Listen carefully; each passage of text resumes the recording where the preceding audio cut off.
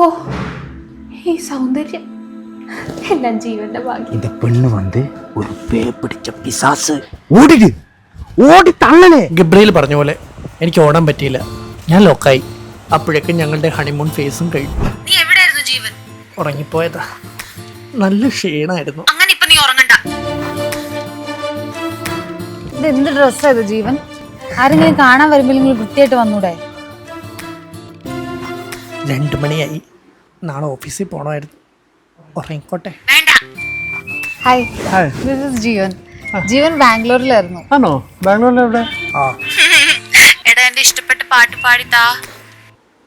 മേലേ മേലേ മാനം മാനം നീളെ മഞ്ഞിൻ കൂടാ.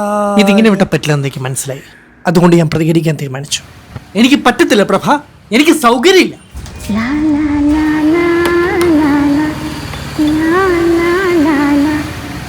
എടാ, എനിക്ക് നിന്നെ എന്ത് ഇഷ്ടാന്നറിയോ? എന്തിനാടാ എന്നെ ദേഷ്യം പിടിപ്പിക്കുന്നത്? സോറി വരാ.